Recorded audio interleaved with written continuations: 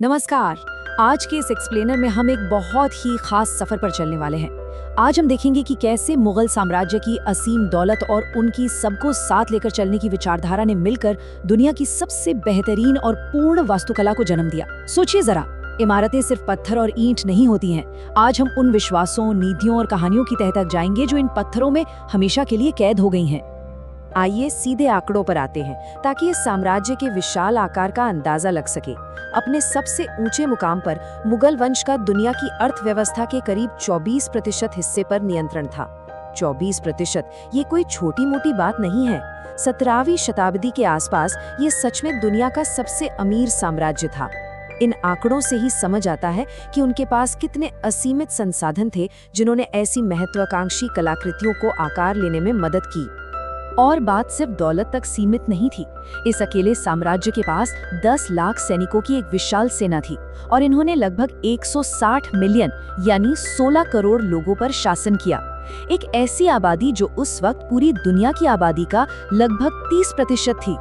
इतनी बड़ी और विविध आबादी को एक साथ जोड़कर रखना और उन पर कामयाबी से शासन करना अपने आप में किसी चमत्कार से कम नहीं था।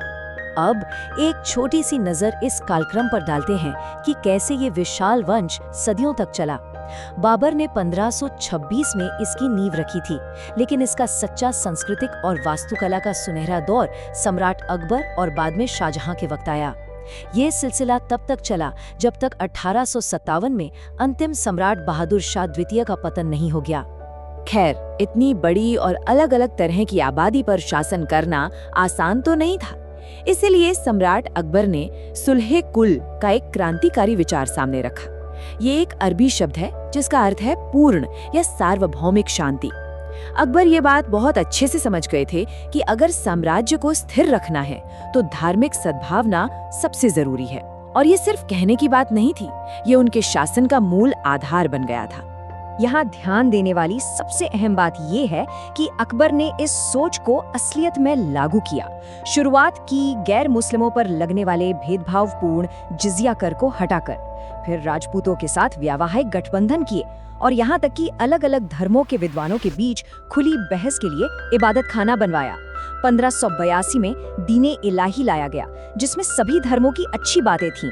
उन्होंने सच में हिंदू मुस्लिम सद्भावना को साम्राज्य के डीएनए में घोल दिया था।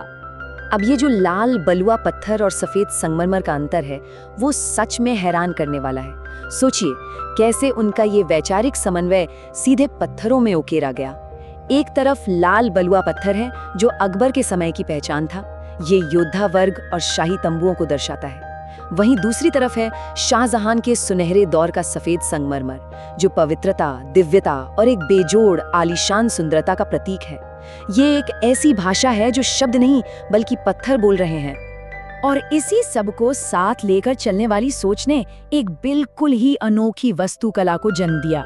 हम बिल्कुल साफ देख सकते हैं कि कैसे फारसी शैली के गुंबद और मीनारें हमारी प्राचीन भारतीय हिंदू छतरियों और जैन ब्रैकेट्स के साथ खूबसूरती से घुल मिल गए हैं। और हाँ, तापमान को नियंत्रित करने के लिए बहते पानी का जो व्यापक उपयोग किया गया ना, वो इसको धरती पर एक स्वर्ग जैसा अनुभव देता है।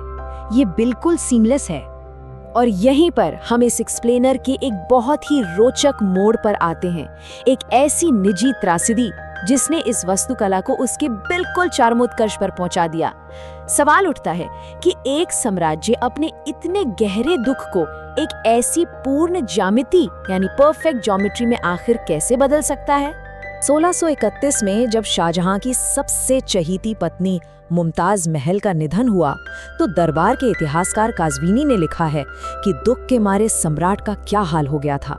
उन्होंने बताया कि दुख और सदमे की वजह से शाहजहां के बाल तेजी से सफेद होने लगे। इस एक दर्दनाक घटना ने सम्राट को अंदर से तोड़ दिया और उनका पूरा जीवन ही रातों रात बदल कर रख दिया। इस दुख का असर देखिए, शाहजहां ने एक ऐसे शानदार मकबरे के निर्माण का आदेश दिया जिसकी शुरुआती अनुमानित लागत लगभग 5 मिलियन रुपए थी। उन्होंने साम्राज्य की बेहिसाब दौलत का एक बहुत बड़ा हिस्सा इस एक अकेली इमारत पर लगा दिया। ये कोई आम परिकल्पना नहीं थी, ये दुख और प्यार की सबसे बड़ी मिसाल थी। उनका ये मकसद यहाँ के नक्शे से साफ समझ आता है। इसमें चारबाग शैली का उपयोग किया गया जो एक ऐसा बगीचा है जो पानी के माध्यम से 4 बराबर हिस्सों में बटा होता है। ये बिल्कुल जन्नत की बहती नदियों की तरह है। ताजमहल का निर्माण इस तरह किया गया है जैसे वो धरती पर स्वर्ग में मुमताज का आखिरी घर हो। पर इस दर्शनीय पूर्णता को हासिल करने के लिए बेमिसाल माप और सटीकता की जरूरत थी। आज भी इस बात पर बहस चलती है कि इन जटिल जालों को बनाने के लिए क्या मुगल गज का उपयोग किया गया था या फिर प्राचीन भारतीय अंगुला और विस्तस्ती का, जिसका जिक्र अर्थशास्त्र में मिलता है। ये बहस ही अपने आप में इस बात का प्रमाण है कि ताजमहल में अलग अलग संस्कृतियों और गणित का प्रयोग कितने ऊंचे स्तर पर आपस में जुड़ चुका था। वैसे डिजाइन सिर्फ देखने में पूर्ण नहीं था, इसका ध्वनि विज्ञान यानी अकास्टिक इंजीनियरिंग भी कमाल की है। सुनकर हैरानी होती है कि ताजमहल के मुख्य कक्ष के अंदर आवाज पूरे 28 सेकंड तक गूंजती है। सोचिए जरा, ये इसलिए डिजाइन किया गया था ताकि मुमताज की आत्मा की शांति के लिए पड़ी जाने वाली आयतें हवा में लंबे समय तक खूबसूरती से तैरा करें। ये दुख को व्यक्त करने का एक आवाज पर आधारित तरीका था। और इन संगमरमर की दीवारों को सजाने के लिए जो किया गया वो तो और भी हैरानदंगेज है। 1000 से ज्यादा हाथियों को लगाया गया ताकि पूरे एशिया से कीमती सामग्री लाई जा सके। राजस्थान के मकराना से सफेद संगमरमर, पंजाब से लाल जैस्पर, चीन से जेड, तिब्बत से टर्कोइज, अफगानिस्तान से लैपिस लजूली और श्रीलंका से नीलम आए। दुनिया भर की इस खूबसूरती को बड़ी सावधानी से पत्थरों में जड़ा गया।